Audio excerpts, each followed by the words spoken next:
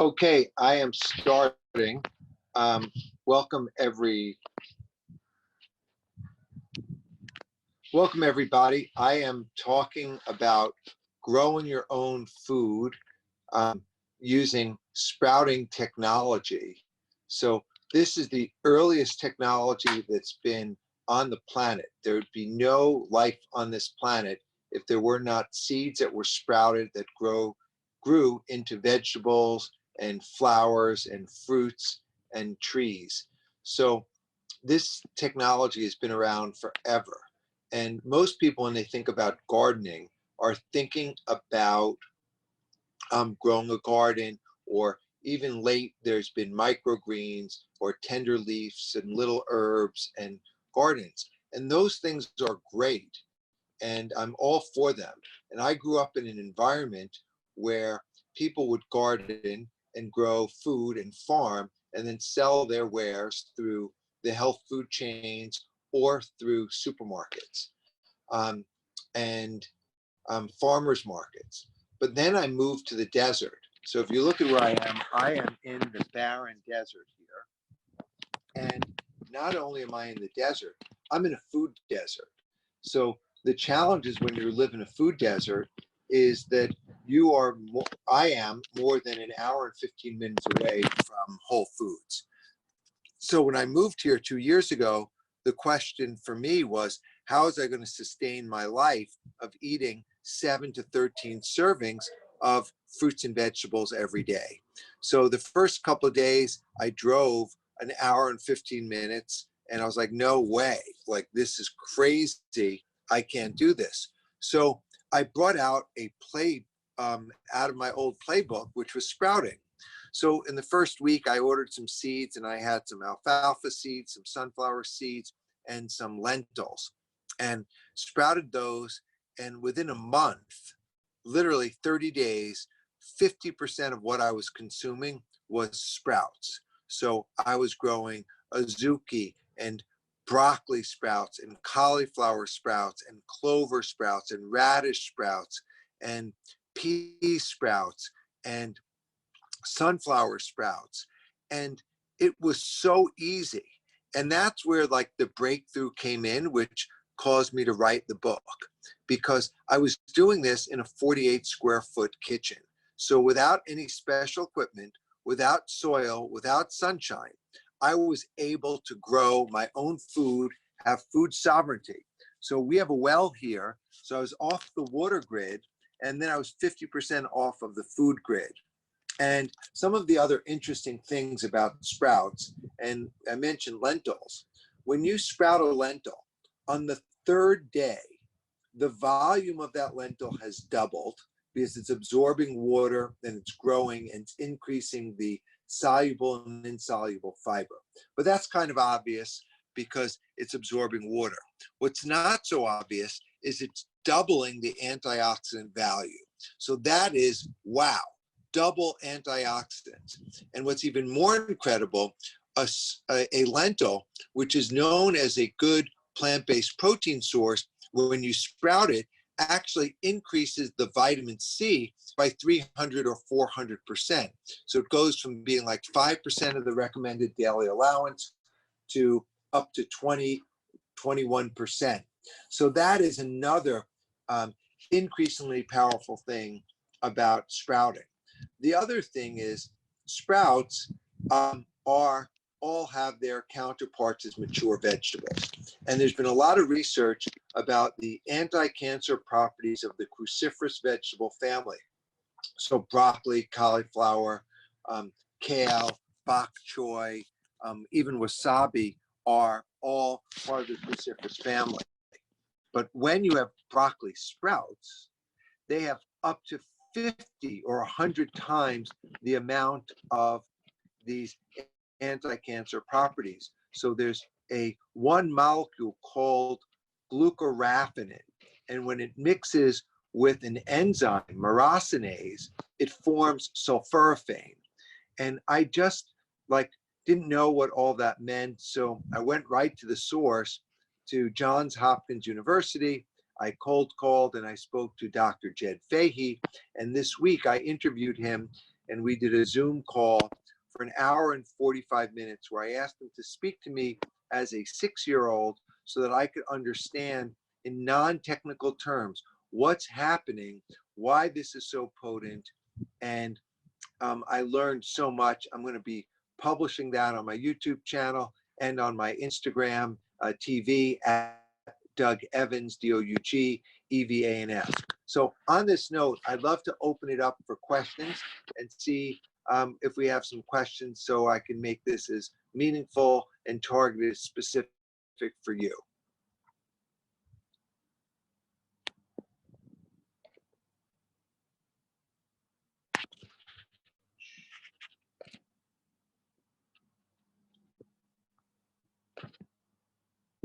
Okay, so I'm going to continue to roll.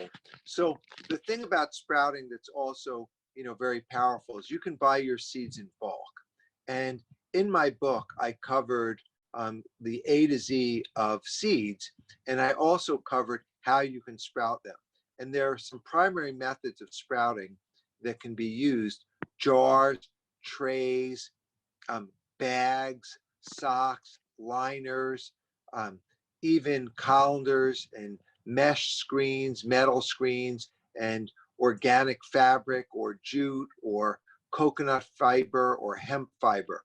And the key thing when you're sprouting is that a sprout is a seed that's in its dormant state. And when you add water to it, it comes alive. And that coming alive process is called germination. And it takes just the right environment, the right amount of darkness, the right amount of water, and then you germinate. And then to get it to continue to grow, you keep this moisture level at a constant rate, and you don't flood it and you don't drown it, because the seed, as it's growing, is actually releasing CO2 and consuming oxygen. So if it's getting too much water and not enough air, and there's no place for it to release the CO2, it will drown and suffocate and then go mold. So that's the important part about sprouting, is to create that environment and nurture. So the simple technique for sprouting is to soak the vegetable seed for anywhere from 5 hours to 12 hours. There's a good chart in my book, the Sprout book, that goes into all of these different seeds and gives a protocol: how long to soak for, how long to rinse, and then a rinsing protocol depending on the means. So if you're using a bag or a jar, you're going to rinse and strain. If you're using a tray, then you'll use the tray, and you'll then mist using a spray mister. Kiki, I lost that question. Can you just ask me that one more time? It disappeared. Oh, chat. Okay, I found it. If in a humid indoor environment and vertical wall. Oh, hi, how are you? Good. Wow, where is it in the desert that you are in? I'm in the Mojave Desert, in a little town east of Joshua Tree, which is equidistant between Los Angeles and Las Vegas, Nevada. Ah, I see. But so this is early, very early, or very late there. Anyway, my question is, I'm in Taiwan, and then having a warehouse where the walls are damp. It sounds like I can do the indoor and then intend to do the vertical planting on these sprouts. Would that work? Yes, that would definitely work. The difference is that basically the sprouts want to be consumed within the first week. So the vertical gardening, is a good concept. Typically when people are doing vertically garden, they're for more mature vegetables and letting them grow. What types of vegetables did you want to sprout? Well, given it's vertical, I'm not thinking about all the leafy ones. So it sounds like the lentil, this sort of family would work, but then that's just guessing. Yeah, I think that you can do all the lentils, all the legumes, the lentils, the peas, the mung beans will all do really well. And for your protein variety. And then you could also do like what I call the salad variety, the alfalfa sprouts, the clover sprouts, the radish sprouts, and the broccoli sprouts all do well in a vertical environment. And they're all consumable within the first 5 to 7 days. Well, I guess I can find your book then that you mentioned. That would be Yes, my like, book, the Sprout book. Great. Well, then, So, yeah, please. Then. no, terrific. Any more questions from our lovely people out here?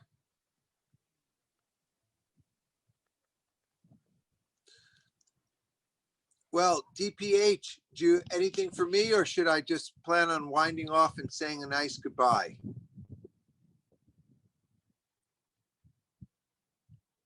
Okay, I'll take that as the goodbye. Well, thank you so much for having me. I'm really excited about sharing this information. A few things, you can find me on Instagram at Doug Evans. And then also my book is called The Sprout Book. And I just did a podcast that dropped last week with Marianne Williamson talking about food poverty, food equality, and sprouting while sheltering in place. So I highly recommend it. A short listen. It's 37 minutes.